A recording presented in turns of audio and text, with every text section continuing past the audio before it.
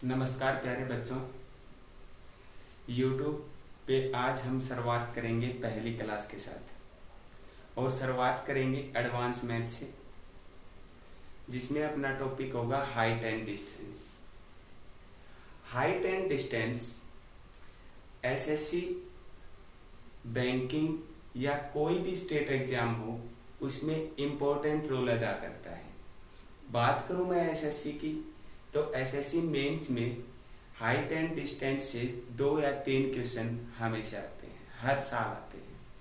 और इसी प्रकार टायर फर्स्ट सीपीओ कलर के लेवल का जो सीएचएसएल है, हर एग्जाम में हाइट एंड डिस्टेंस का क्वेश्चन हमें देखने को मिलता है।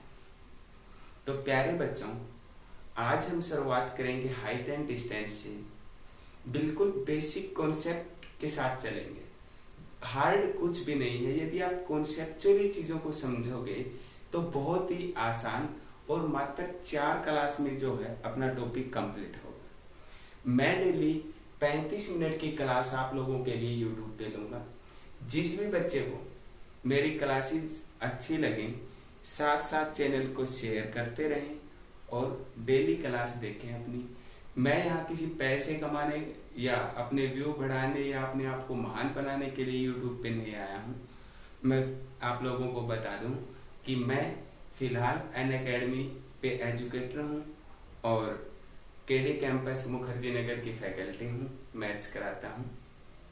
तो यूट्यूब पे आने का मेरा जो मेन तात्पर्य है वो अपने क्षेत्र के बच्चों का विकास, जो महानगरों में जाके भाई महंगी एजुकेशन नहीं ले सकते और उनकी आंखों में सपने हैं, मेहनत करना चाहते हैं, उन बच्चों के लिए मैं YouTube चैनल लेके आया हूँ मैथ्स में, जिसमें हम कंप्लीट मैथ्स करेंगे और बिल्कुल कॉन्सेप्ट के साथ करेंगे। तो आइए आज अपनी पहली क्लास का श्री गणेशाय नमः करते हैं। चलिए, हाइट एंड डिस्टेंस, ऊंचाई और दूरी। होता क्या है प्यारे बच्चों, बहुत सारी चीज़ें ऐसी हैं जिनको हम नॉर्मली तरीके से मेजरमेंट नहीं कर पाते। हाइट हो या दूरी हो, उन्हीं चीज़ों को समझने के लिए गणित में हाइट एंड डिस्टेंस का टॉपिक है। अब मैं समझाऊंगा आप लोगों को कि हम यहाँ से कैसे चीज़ों को समझेंगे, कैसे चीज़ें करेंगे। तो प्यारे बच्चों, जैसे ही हम टॉपिक में आएंगे तो हमें 2 कॉन्सेप्ट सीखने बहुत जरूरी हैं, जो कि होता है उन्नयन कोण और अवनमन कोण। तो प्यारे बच्चों, सबसे पहले आज हम यही सीखते हैं कि एंगल ऑफ एलिवेशन और एंगल ऑफ डिप्रेशन होता क्या है। तो देखते हैं। मान लीजिए प्यारे बच्चों, यहाँ कोई ऑब्जर्वर है, दर्शक है। फिगर में आप देख पा रहे होंगे, यहाँ ऑब्जर्वर है। यदि ऑब्जर्वर स्ट्रेट आंख से देखता है, सीधा देखता है, जैसे मैं हूं, यदि मैं सीधा देख रहा हूं तो उस लाइन को बोलते हैं line, horizontal line, horizontal line. इसी प्रकार मान लीजिए प्यारे बच्चों, अगर कोई ऑब्जेक्ट, मैं हूं, ऑब्जर्वर मैं हूं और मैं पहाड़ पे किसी पेड़ को देखता हूं, तो पहाड़ हमसे ऊंचा है, तो ऊंचाई की चीज जैसे हम देखेंगे तो हमें अपनी नजर ऊंची करनी होगी। ये हमारा ऑब्जेक्ट है, पेड़ है। तो जहां ऑब्जेक्ट और ऑब्जर्वर की आंखें मिल रही हैं, उस लाइन को बोलते हैं line of site, line of site. और जो हॉरिजॉन्टल लाइन और लाइन ऑफ साइट के बीच में जो एंगल थीटा है प्यारे बच्चों, उसी एंगल को एंगल ऑफ एलिवेशन या उन्नयन कोण कहते हैं। ठीक है। अब प्यारे बच्चों, एक और एग्जांपल के थ्रू हम एंगल ऑफ डिप्रेशन या अवनमन कोण को समझते हैं। मान लीजिए हमारा ऑब्जर्वर, ये हमारा ऑब्जर्वर है, वो किसी पहाड़ी या किसी घर की छत के ऊपर है और वो रोड पर किसी व्हीकल को देखता है, किसी गाड़ी को देखता है।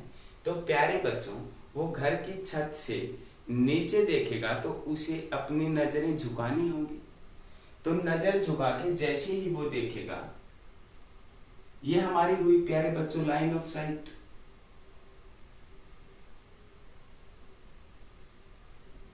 लाइन ऑफ साइट, नजर झुका के उस ऑब्जेक्ट को देखता है, तो लाइन ऑफ साइट और हॉरिजेंटल लाइन के बीच में ये वाला जो एंगल होगा, इसी एंगल को हम बोलते हैं एंगल ऑफ डिप्रेशन या अवनमन कोण। आशा करता हूं कि आप मेरी बात समझ पा रहे होंगे।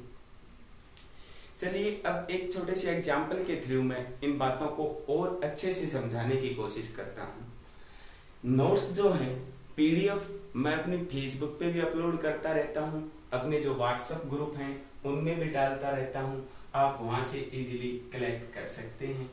और किसी बच्चे को कहीं भी दिक्कत हो वो तुरंत पूछे। और जो ये लॉकडाउन का टाइम है इसका सदुपयोग करें, अपने घर बने रहें और पढ़ते रहें।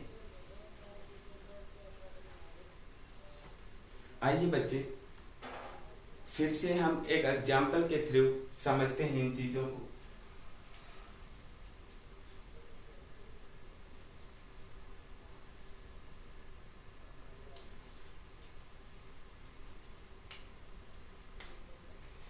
ये मेरा घर है, ये घर है और घर की छत पे एक लड़का खड़ा है। घर है और घर की छत पर एक लड़का खड़ा है। सामने एक टावर है और टावर की छत पे एक लड़की खड़ी है।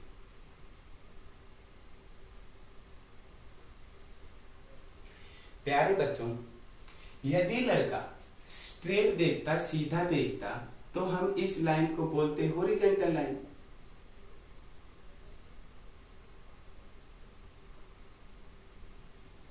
Horizontal line. लेकिन लड़का यदि लड़की को देख रहा है तो उसे अपनी नजरें ऊपर करनी होंगी और यहाँ इन दोनों की नजरें मिल रही हैं। तो जहां ऑब्जर्वर और ऑब्जेक्ट की आंखें मिल रही हैं, उस लाइन को हम बोलते हैं line of site. Line of site.